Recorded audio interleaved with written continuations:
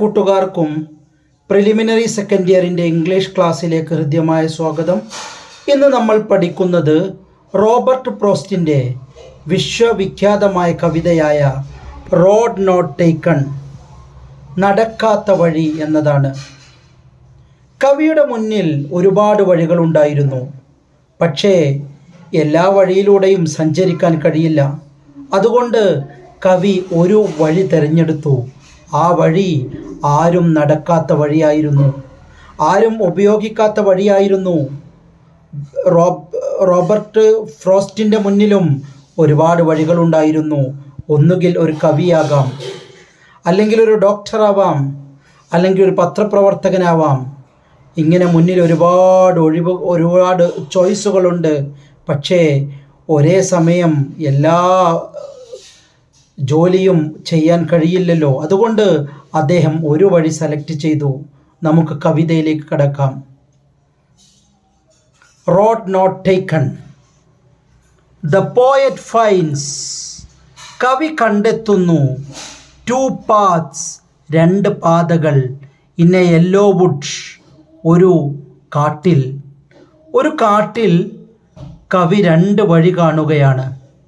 He regrets, അദ്ദേഹത്തിനൊരു ഖേദം തോന്നി. Being unable, കഴിയാത്തതിനാൽ. ടു ട്രാവൽ ബോത്ത്, രണ്ട് വഴിയിലും സഞ്ചരിക്കാൻ കഴിയാത്തതിനാൽ കവിക്കൊരു ഖേദം തോന്നി. എന്നതുകൊണ്ട് ഉദ്ദേശിക്കുന്നത്, ഇറ്റ് മീൻസ്, അതിൻ്റെ അർത്ഥം ലൈഫ് ഹാസ്, ജീവിതത്തിലുണ്ട് ലിമിറ്റഡ് ഓപ്ഷൻസ്, പരിമിതമായ ഓപ്ഷൻസ് മാത്രമാണ് ദൈവം നമുക്ക് തരുന്നത്. നമുക്ക് മുന്നിൽ നീണ്ടുകിടക്കുന്ന ഒരുപാട് വഴികളുണ്ട്, ഓപ്ഷൻസ് ഉണ്ട്. പക്ഷേ ഒരേ സമയം ഒരു ഓപ്ഷൻ മാത്രമേ സെലക്ട് ചെയ്യാൻ കഴിയൂ. ദെൻ, അപ്പോൾ ഹീ ചൂസസ് വൺ, അദ്ദേഹം ഒരു വഴി സെലക്ട് ചെയ്തു. ഏത് വഴിയാണ് അദ്ദേഹം സെലക്ട് ചെയ്തത്? Because it is grassy and less used. ഗ്രാസിയായ, പുല്ലുപിടിച്ച, പുൽമേടകളുള്ള, അധികം ആളുകളും ഉപയോഗിക്കാത്തൊരു വഴി സെലക്ട് ചെയ്തു. നമ്മളെപ്പോഴും എല്ലാവരും നടക്കുന്ന വഴികളിലൂടെ നടന്നാൽ നമ്മൾ സാധാരണക്കാരനാണ് ആവുക. ആരും നടക്കാത്ത വഴികളിലൂടെ നടക്കണം. അതുകൊണ്ടാണ് കവി കവിത എഴുത്ത് സെലക്ട് ചെയ്തത്. ലക്ഷത്തിൽ ഒരാൾ മാത്രമാണ് ഒരു കവിയാവുക എന്നത് തൻ്റെ പ്രൊഫഷനായി സെലക്ട് ചെയ്യുന്നത്. ആരും നടക്കാത്ത വഴികളിലൂടെ നടക്കണം. ആരും നോക്കാത്ത ദൂരങ്ങളിലേക്ക് കണ്ണെറിയണം. ആരും ചിന്തിക്കാത്ത ചിന്തകളിലേക്ക് മനസ്സിനെ പായിക്കണം. അപ്പോഴാണ് നമ്മൾ എക്സ്ട്രാ ഓർഡിനറി ആവുന്നത്. പ്രവാചകന്മാരും ശാസ്ത്രജ്ഞന്മാരും ചിന്തകരും ഫിലോസഫേഴ്സും ആർക്കിടെക്റ്റുകളുമൊക്കെ ലോകത്ത് വിസ്മരിക്കപ്പെടാതെ നിൽക്കുന്നത് എന്തുകൊണ്ടാണ്? അവർ സെലക്ട് ചെയ്തത്, he selected one way which is not used by others. He realizes, അദ്ദേഹത്തിന് ബോധ്യപ്പെടുന്നുണ്ട്, both ways were quite similar. രണ്ട് വഴിയും ഏകദേശം ഒരേപോലെ തന്നെയാണ്.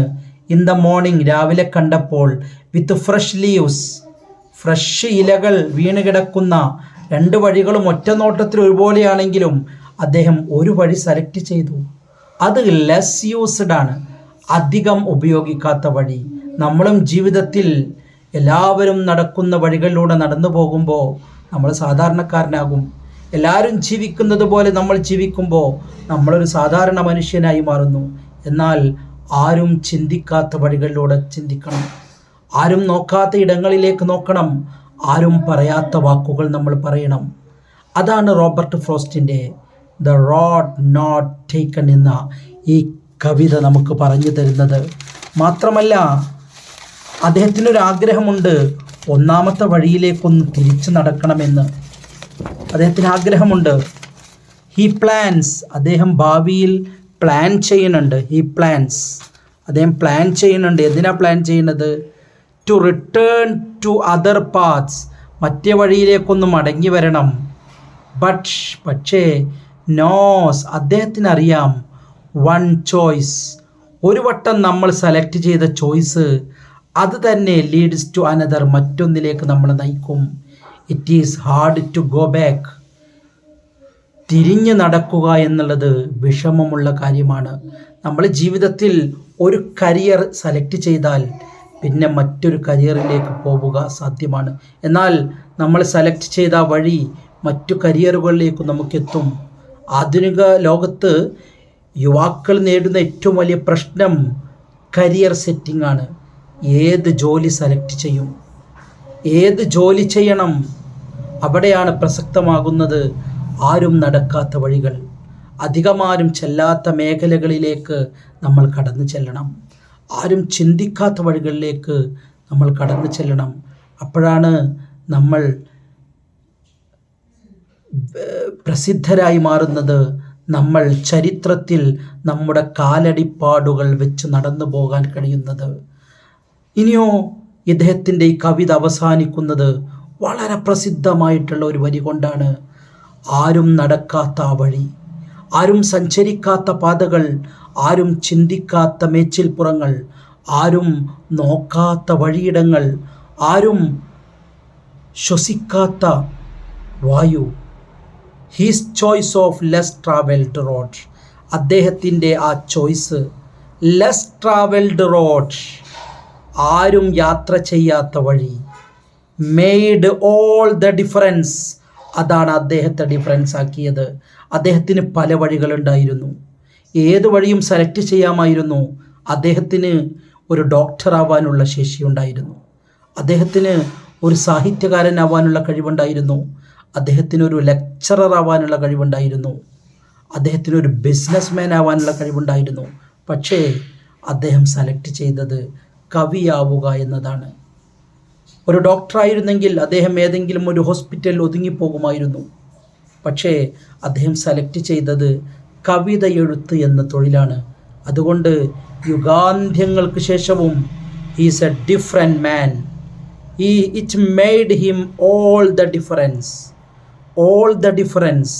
ലോകമുള്ളിടത്തോളം കാലം, സാഹിത്യം വായിക്കപ്പെടുന്ന കാലത്തോളം, റോഡ് നോട്ട് ടേക്കൺ, ആരും നടക്കാത്ത വഴി. ആരും നടക്കാത്ത വഴി എന്ന ഈ കവിതയും പഠിപ്പിക്കപ്പെടും. ഈ കവിയും അനശ്വരനാകും. ലോകത്ത് തലമുറകൾ മാറി വരും, സാഹിത്യ അഭിരുചികൾ മാറി വരും. പക്ഷേ ഈ കവി ഉണ്ടാക്കിയ കാലടിപ്പാടുകൾ, അദ്ദേഹം ഉണ്ടാക്കിയ പ്രതിധ്വനി, അദ്ദേഹം ഉണ്ടാക്കിയ ഈ പ്രതിബിംബം അതെന്നും നിലനിൽക്കും. അത് ചർച്ച ചെയ്യപ്പെടും. അത് അക്കാദമിക സർവകലാശാലകളിൽ പഠിപ്പിക്കപ്പെടും. അതുകൊണ്ട് നമ്മളെല്ലാവരും നടക്കുന്ന വഴികളിലൂടെ നടക്കരുത്. ആരും നടക്കാത്ത വഴികൾ, ആരും ചിന്തിക്കാത്ത മേച്ചിൽപ്പുറങ്ങൾ, ആരും ഓർക്കുക പോലും ചെയ്യാത്ത ലോകങ്ങളിലേക്ക് നമ്മൾ നടന്നു കയറണം. അപ്പോൾ നമ്മൾ അനശ്വരരാകും.